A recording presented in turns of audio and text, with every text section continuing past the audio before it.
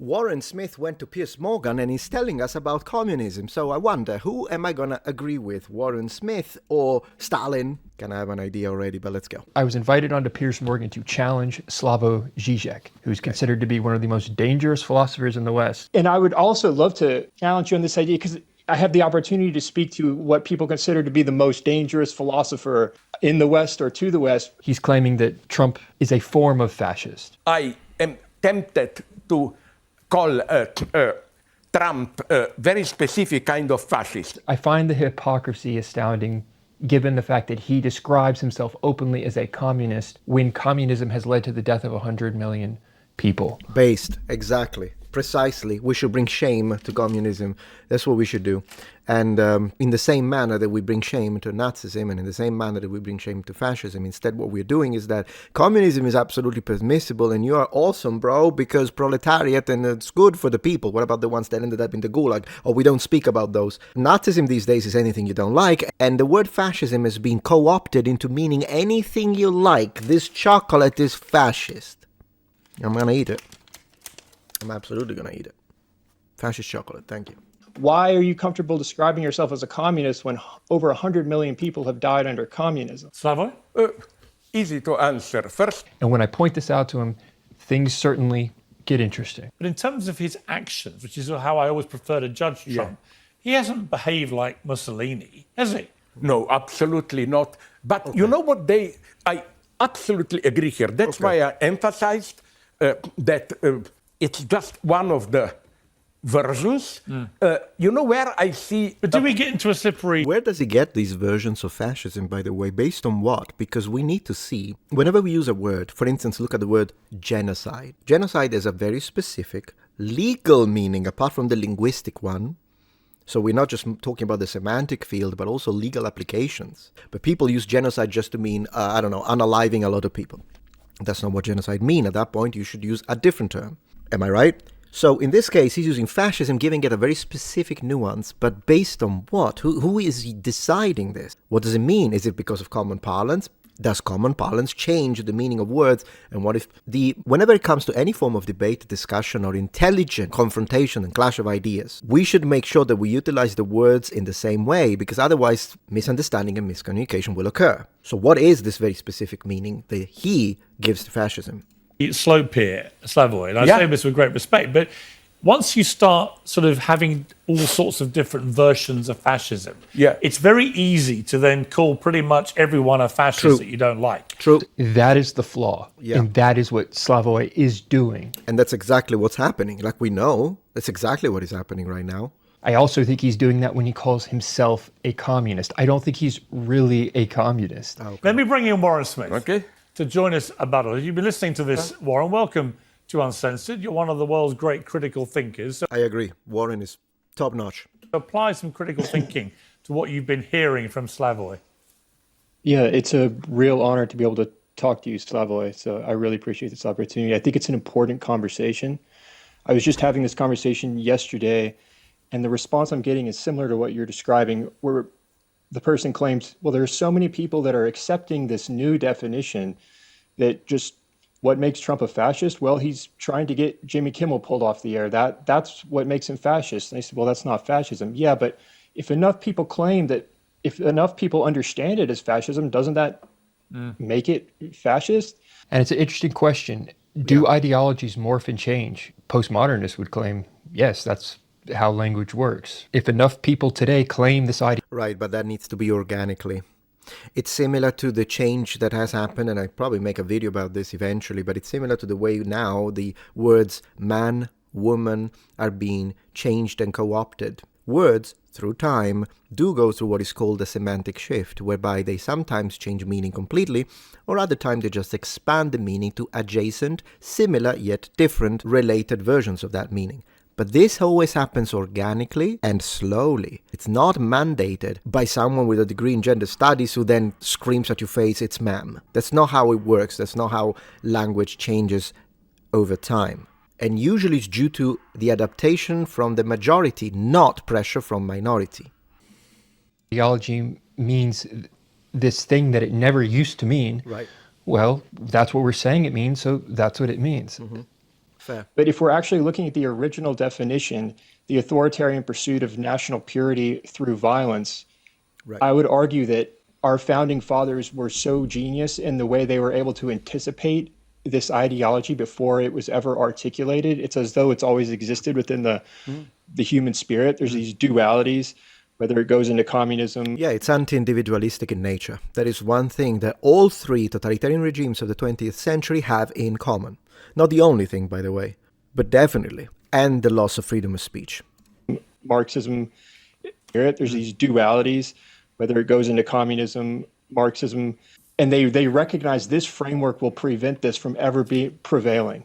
So I'm not sure how we could point to authoritarianism. If you can think of an example, let me know. But I don't, like as Pierce described, I don't think that what ICE is doing would be the equivalent of what fascism argues for, which is based on the idea of identifying people through blood.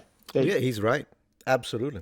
Your national identity, it began in Italy. Being Italian means something by blood, and you are with us or against us. It takes away the individual and moves into identity politics and group politics, which are many of the things that alarm me about the left that I've been seeing in the past years. And then I asked him the question that I really wanted to ask him. I have the opportunity to speak to... I want to say this. He's absolutely right. I have made a video on whether or not Nazism was left-wing or right-wing, and whether or not fascism is left-wing or right-wing. And there are elements of both. I mean, the Nazis themselves said that they were a syncretic movement, meaning that they would have parts in common with socialism, I mean, it's in the name, and parts in common with nationalism, that's also in the name. The reality is, though, that yes, this aspect that you just mentioned, the fixation with blood, the singling out a group, for instance, white people, these are characteristics of the left that absolutely overlap with fascism. And that's how it is. And in fact, when conservatives, on the other hand, argue for, well, we should treat everyone equally, no equity, equality, meaning no DEI, no pushing based or preference based on skin. And when you push for DEI, you're doing the fascist thing. When you push for DEI, you're going against the individual freedoms and worth. What people consider to be the most dangerous philosopher in the West or to the West. And I believe they call you that because you identify as a communist. And I would just challenge you on, why are you comfortable describing yourself as a communist when over 100 million people have died under communism? Very good question. Slavoj?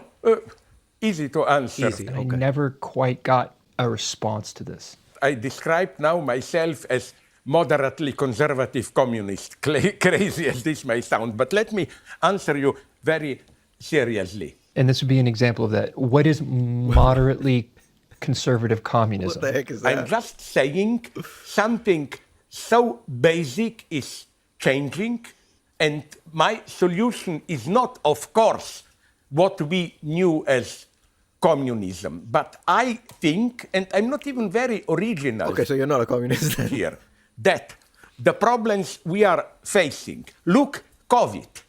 There, I think Trump and Boris Johnson, certainly not communists, acted almost in a communist way. I mean, we can just make these things up. This is going to affect how people come to view the label of communism. They forget the horrors that it can lead to. Indeed. Indeed, you can't remove the horrors from Nazism, can you? So why can you remove the horrors from communism?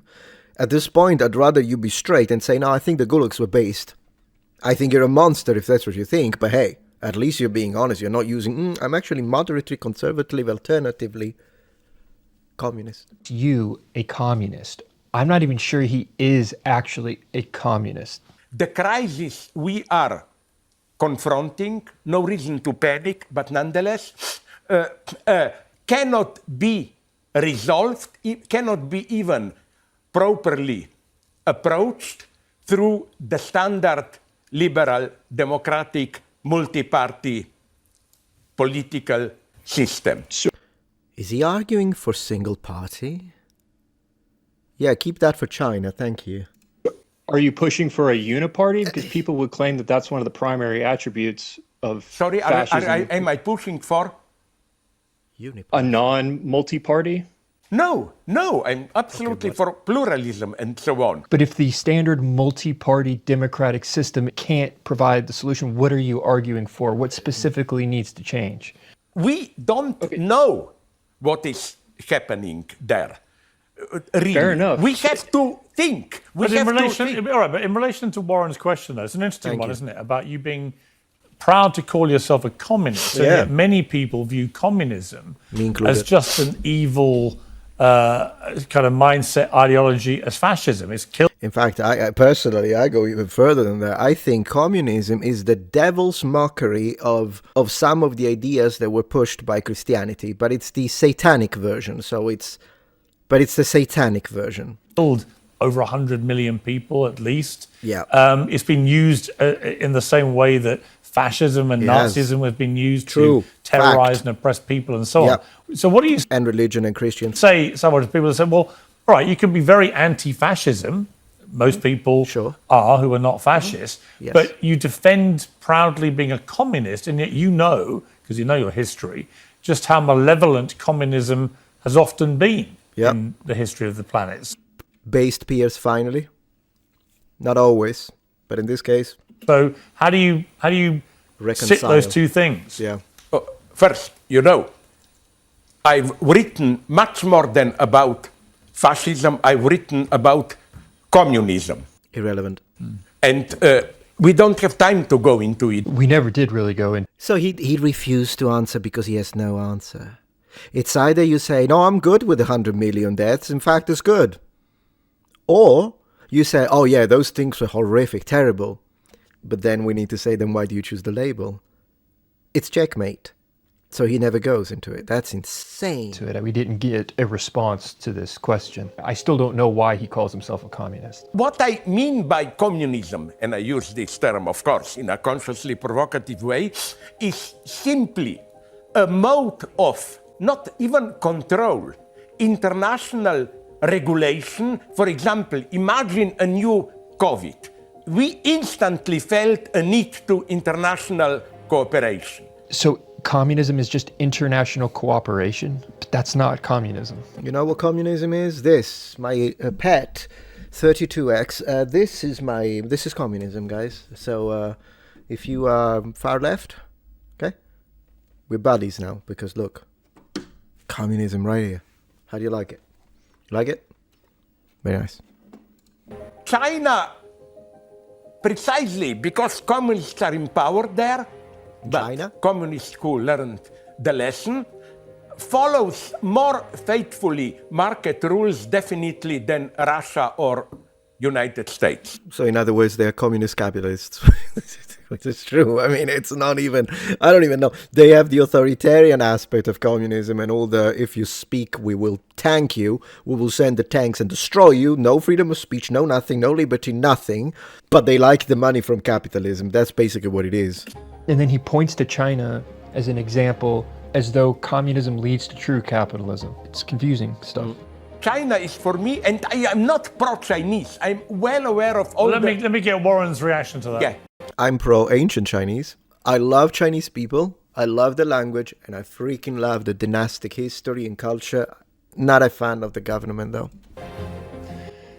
I don't understand what makes you a communist. If the definition of communism is the government or the inability to own private property, right? And many people would argue that there's not a single real communist country. China's not really communist. They've introduced components of capitalism.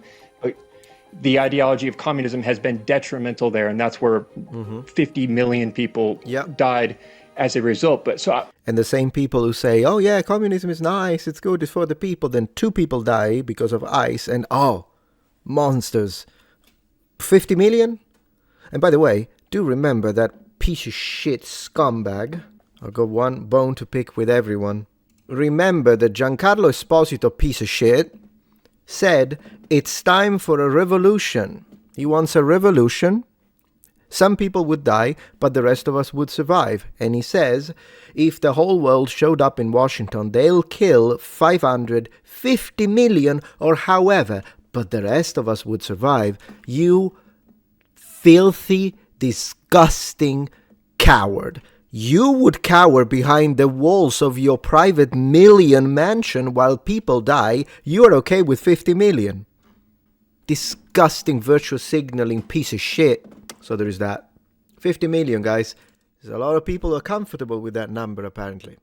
This goes back to the original conversation of these terms have meanings, but they're being thrown around so loosely. Yeah. So I don't like, what makes you a communist if you're not discussing the inability to control or own private property? Yes. Sadly, got to leave it there. I don't know why they cut it short here. This is edited. He did try again to respond to this. He started to go into, well, what I'm advocating is more along the lines of what Karl Marx was discussing. I asked him, he's a Marxist. okay, then why not call yourself a Marxist? Yeah. He responded by claiming, I don't like Marxism. Maybe that's why they cut it out, because it did get very convoluted. It was interesting to be able to speak to him. Maybe we will get to do it again. Chaps, a fascinating debate. We could do this for hours, and maybe we should one day. Slavoj, brilliant to see you here in the studio. Your book, Liberal Fascisms, is out now. Slavoj Žižek, thank you very much. I don't know how Warren Smith keeps his cool. Maybe it's my Italian blood, but man, nonsense makes my blood boil. I don't know what to tell you. Thank you for watching. See you next time.